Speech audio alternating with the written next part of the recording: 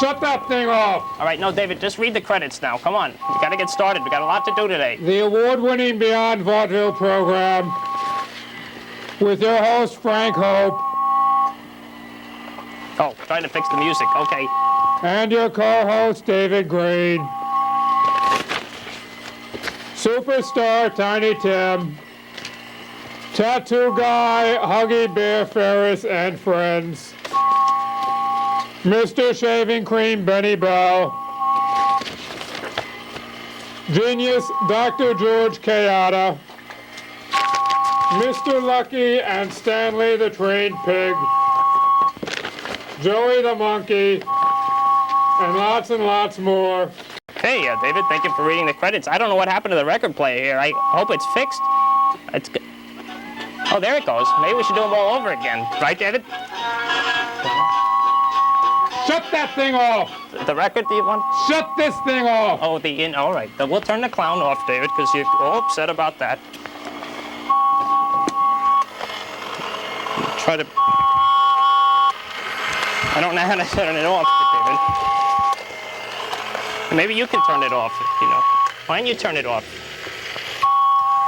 All right, well, I can't worry about that. We have to get to our guests, David. Oh, there you go. All right, see? That's cooperation at work, right? Okay, let's get to the show now. Now, first, I want to show my Engelbert Humperdinck record collection, and this won't take long. Just there's the one record, and there's the other one. Okay, and this one's very good, by the way. And that one. Okay. Oh, getting dizzy there. Okay, there's Engelbert. And that one, oh, that's in an older one. And there's the one, that one he did the Last Waltz. And not the Last Waltz from the movie, but that's his own Last Waltz album. And there he is with very interesting sideburns. Right, David? Yeah, interesting to you. Okay. Oh, also, I want to show the Ernest doll. He talks. And Hey, Vern, it's Ernest. Ew. Ernest enjoyed his movies very much. Particularly, The Ghost of Camp is still one of my favorites, but all four really have been very good. But now let's, without further ado, let's get to our distinguished guests today. And if we could welcome, please, somebody we're very happy to have on. I'm one of his biggest fans. Please welcome the one and only Mr. Tiny Tim.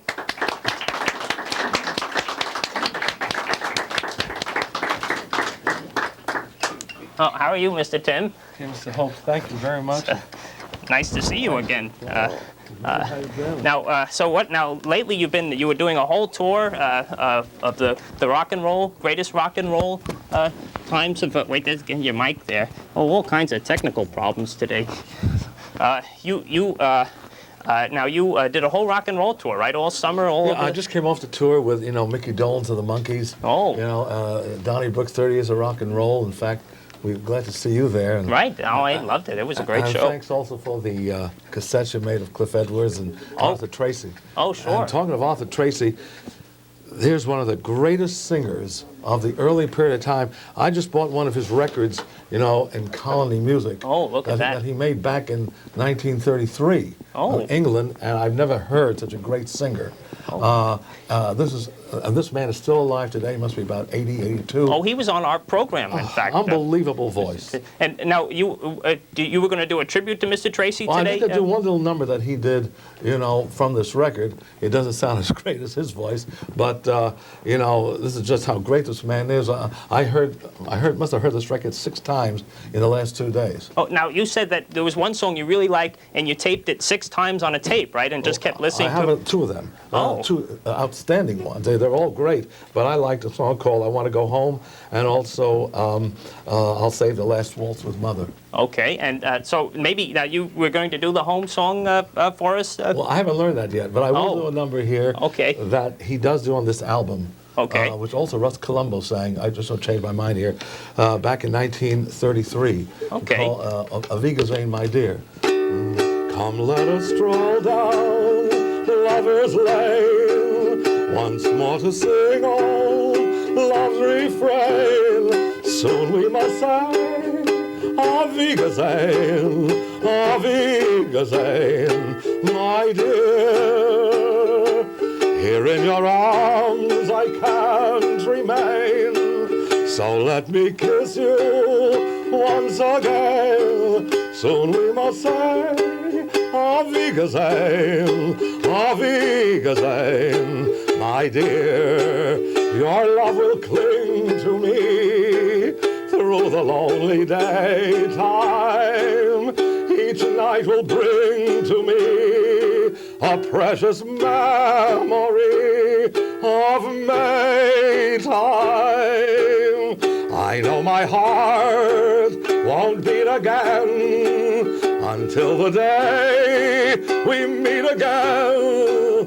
Sweetheart, goodbye. Auf Wiedersehen, my dear. Wow, that was great. Boy.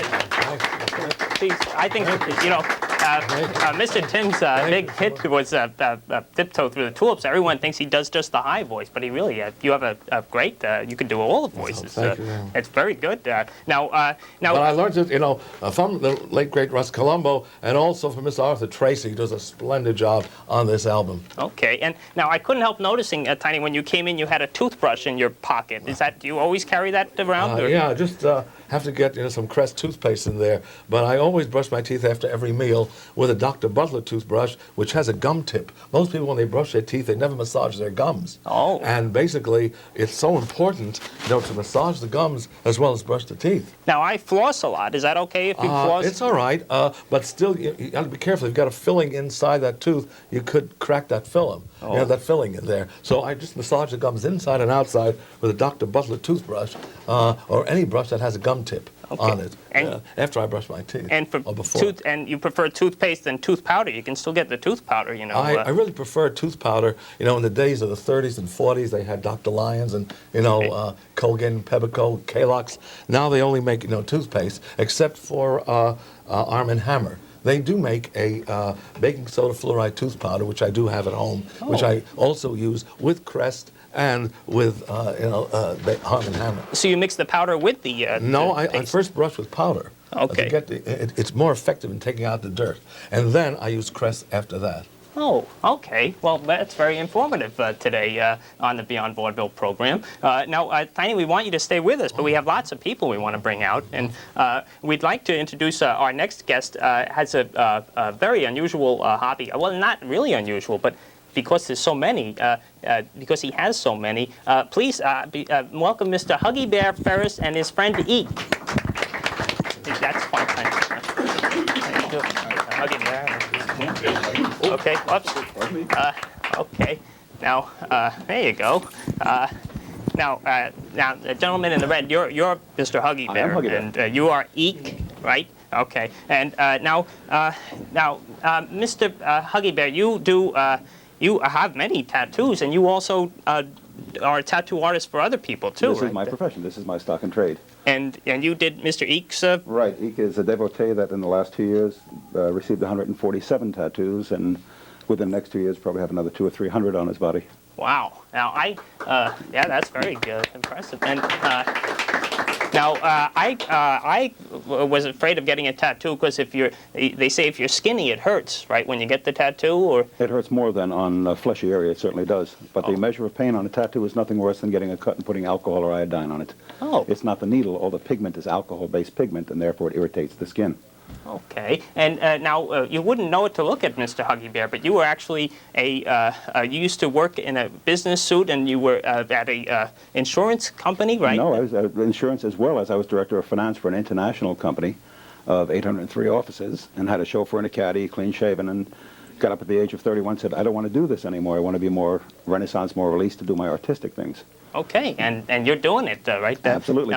Now, one of the tattoos you worked on took 2 years. You did a tattoo on one tattoo, or? I've had tattoos that took more than 2 years. I've got a tattoo on my back that took 1 entire year. There was 78 hours of someone working on me and my design. Oh. On my body, I've got 803 tattoos, which is probably a total of close to 800 hours in a chair. Wow. Yeah. And Tiny, have you ever thought of getting a tattoo, or? I have once. Oh. You know, just in the cheek. Okay. What would you have got, Danny? What would you have gotten?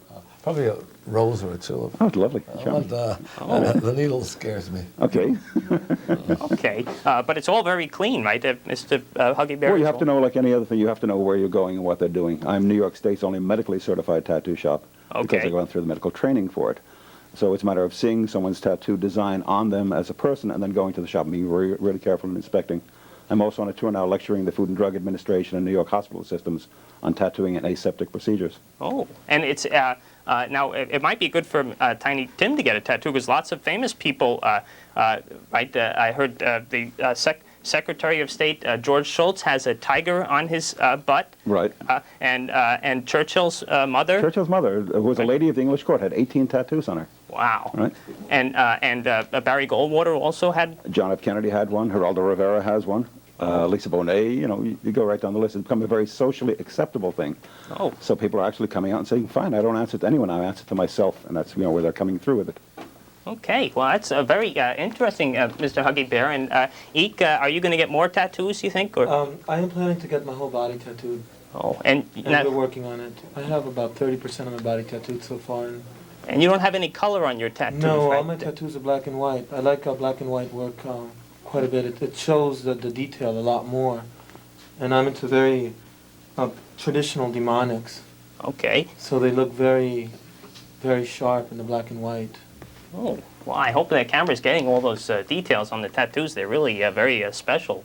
Now, we want you gentlemen to stay with us, but we do have some other people we want to bring out. And our next guest also recently was performing with Tiny Tim, and we've been looking for him for so many years because I've been a big fan of his, and we're very happy to welcome Mr. Shaving Cream himself, Benny Bell.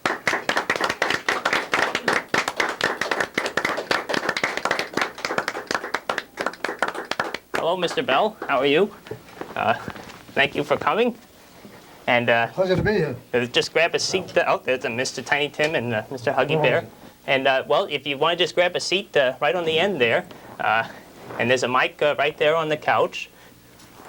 And now, please, would you like to sing standing up or sitting down, or? I can sit down. Okay. Put this on my lapel. There you go. Now, Mr. Bell has been performing for many years, and Shaving Cream he's known for, but he did lots of funny songs. And actually, the first song you wrote, Mr. Bell, was "Take a Ship for Yourself," right? That's correct. The very first song, and that was when did you write that?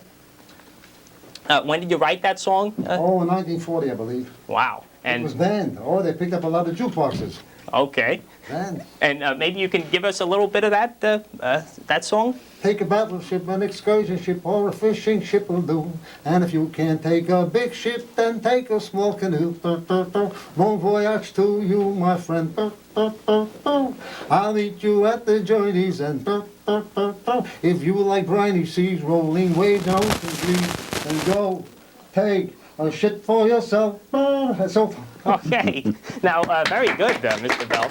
And now, Mr. Bell, who was that lady I saw you with last night? that was no lady. That was my brother. He walks like that. Oh boy.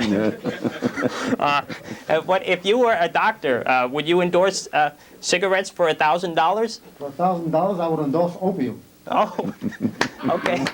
We rehearsed that before, and maybe we should go on the road together, Mr. Bell. Now my tune-up song, can I... Oh, please. Said a little red rooster to the little red hen, you haven't laid an egg since heaven knows when. Said a little red hen to the little red rooster, you don't come around as often as you used to. Now, Mr. Bell, I have two of your albums that you did. One is Kosher Comedy, with the Subway song and Oi Marie and It's a Boy, and then this one came out more recently on the Vanguard label. This has Shaving Cream and all the big hits, and this became a big hit again, right, in the 1970s? Well, it resurfaced the 2 times in the past. It was a very big hit in 1945, and the police cracked down. That was supposed to be a dirty song. They picked up the jukeboxes, and then it resurfaced again with Cousin Brucey. Okay. The Mentos started it off, and maybe you're going to do the same thing now. Well, we'll see. This might be a whole new wave again for people who still haven't heard Shaving Cream. Tiny, do you remember Mr. Bell from years ago when he made his records back in the 40s, right? Well, frankly, I didn't, but I remember Shaving Cream, and he's right. You know, at the time, it was a very risky song, but he does it so great. When he did the Dr. Demento show, I mean, I just told him back there before we came on that he should re-record it today because the voice is still great. It's fabulous, and he's also New York's own. You're from you live in Brooklyn now, Mr. Bell. On the Lower East Side, very low. And your father wanted you to be a rabbi originally. That's right. And but you said that you were going to be a singer. I'd rather sing Shaving Cream. Okay, and well, we're glad you decided to do that, Mr. Bell. In fact, when you got started, you played in movie theaters, right? Well, I was a professional amateur. Okay. Everybody wants to know what is a professional amateur. In those days, many years ago, before Vaudeville, before the talkies, neighborhood movie houses used to run amateur contests. Now, there were some neighborhoods where they had no talent. So they'd call up a booking agent, and we would work for them. We would go down, presumably, to be neighborhood boys. If we won, we had to return the winnings. Okay. But we always got $3. That was a lot of money in those days. Wow. Professional amateurs. And now, Mr. Huggy Bear and Eek, have you heard the Shaving Cream song? No, I have not. Oh, it's really special. Can you do any of that, Mr. Bell? As my last number, I would like to do that. Okay. Now, you brought an instrument with you. Is that? Well, that's a banjarine. Oh, maybe you could. That's related to Tiny Tim's ukulele. Oh. When the ukuleles came out, there was Cliff Edwards, ukulele Ike. Right. He was fabulous and inimitable. Nobody could compare to him. So everybody bought ukuleles. I couldn't get one. I bought a banjarine. You'll see it as soon as I get to it. Okay. And we had a lot of fun in those days. And I won an amateur contest. I came in second place singing that song with one of my numbers that I hope Okay. we'll end up with. Well, all right. So we'll get back to that later, Mr. Bell. But we do have another guest we'd like to bring out, if we may. And we're very honored to have this gentleman on. He's the foremost Renaissance man in the United States. His name is Dr. George Kayatta, R.M., meaning Renaissance man, and he is. He is one of the greatest geniuses the world ever created. Please, George Kayatta. How do you do, Mr. Kayatta? And now, Mr. Kayatta, you do many things, but first and foremost, I want to mention that he is a prolific songwriter as well, and you did the Magic Garden theme song, we just found out. Is that? Oh, it is. Thank you. The Right? opening and closing theme song. I remember it all. It's this is the garden of make-believe, the magical garden of make-believe, and That's nice. the whole thing. It was a great song, and I had the record, but I lost it too. I've been trying to find it. Now, Mr. Kayatta, we're going to talk Dr. one. Kayatta. I'm sorry, Dr. Kayatta, Thank you. and you do revolutionary mathematics. And you were going to give us a little demonstration of that with the primary numbers. How shall I do this? Well, all I can tell you is that, let me give you this comes from a book Okay. published in England. It says that today, number theorists compete to find ever larger primes, much as athletes continue to try to break records. Although computers have produced lists of millions of primes, no one has found any pattern of predictability in the way they occur. A formula that would automatically produce an endless supply of primes is one of the most sought-after goals of mathematics. Until it is found, candidates must be tested individually. Well, I have found that formula. And thank you. It's wonderful. I feel good about it because, mathematics, as a Renaissance man, mathematics is a large spoke of even a larger Ferris wheel, ding, etc. And what happened, one of the great discoveries, I'll just give you lightly of what this means. First of all, what is a prime number? a prime number that cannot be divided cleanly except by itself and by number 1. You take a number like 317, you can divide it by any other number except number 1 and by itself, and it'll go on and on and on like pi. It's one of what I call one of the satellites of pi. This particular formula, for example, to go from one prime to a new prime, we go through this kind of formula. The prime times 1 over pi equals 2 times the square root of 2. You might remember this from high school, right? The square root of 2 is the hypotenuse of a right triangle. This is 1, then you have the triangle from Pythagoras number, you know? And what's important about what I've done in mathematics, I have found not only pi's above and below 22 over 7, I found a 0 below 0, changing the entire focus of mathematical reality. That's a very important concept. Let me give you an example. Now, Mr. Kayatta, maybe if you could just wrap up a little bit here. Wrap it up in one thing? I know it's difficult to do this. It's hard to do in a little time, but... Well, let me put it this way. What you do, you take a prime number, you go through this particular formula, but what's important is that when you realize that we have a 0 below 0, we can calculate other pi's. And by using not only just 22 over 7, but by using other pi's, you use either infrared or ultraviolet mathematics. Does that all make sense?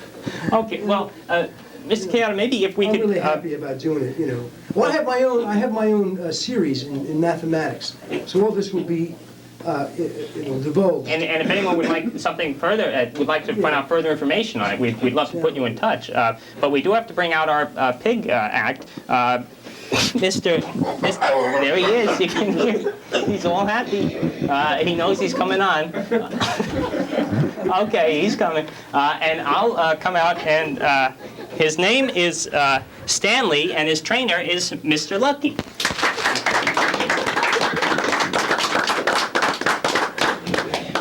Hello, Mr. Lucky. I said I won't shake your hand, excuse me.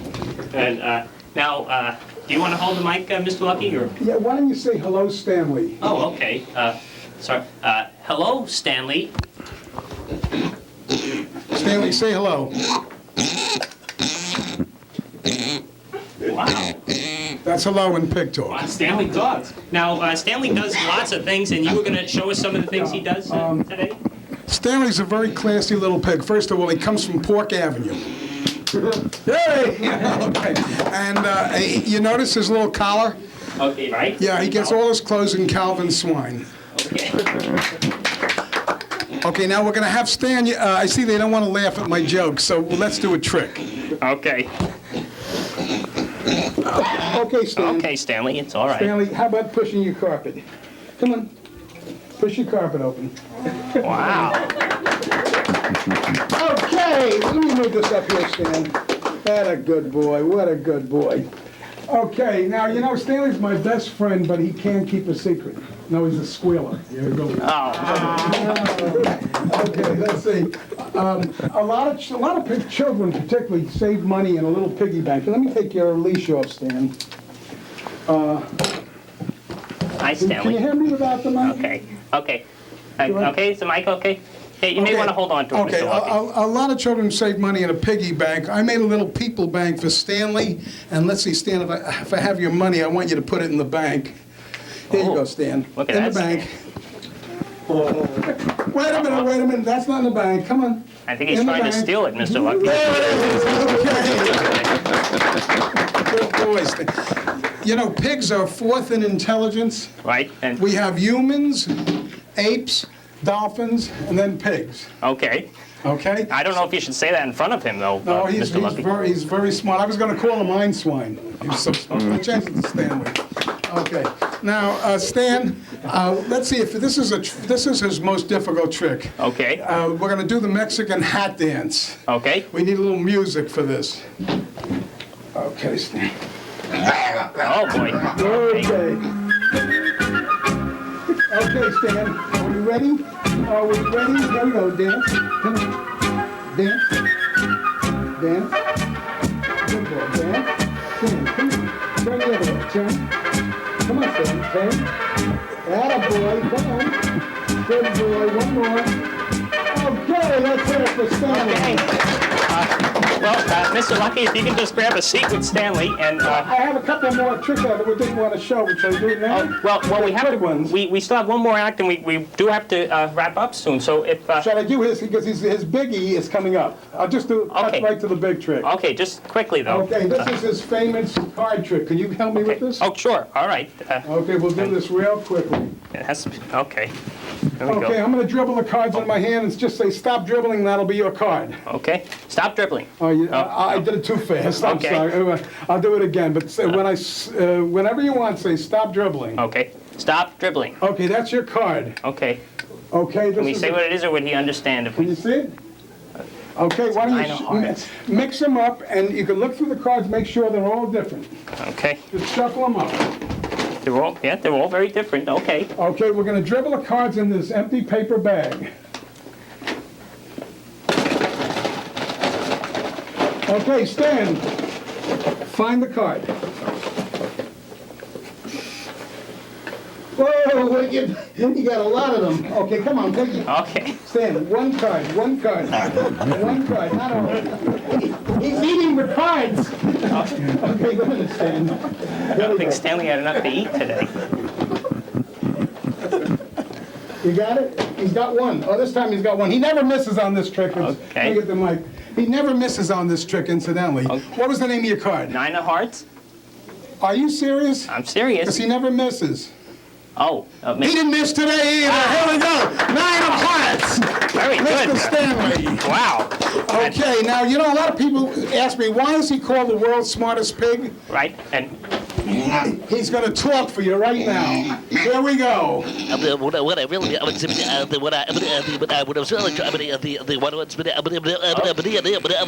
that's all, folks. Okay. all right. Thank And you. now we are going to have to wrap up. Things ran a little late today, and so I want to thank all our guests. We're going to close with Joey the Dancing Monkey, and Tiny. Thank you for coming once again, and Mr. Huggy Bear Ferris and Benny Bell. Thank you. It was an honor. And David, thanks for joining us again. And George Kayatta, Dr. George Kayatta, thank you. And of course, Mr. Lucky, whose phone number is 800-564-8873. And maybe Joey, you can start dancing. He has a little puppet with him today.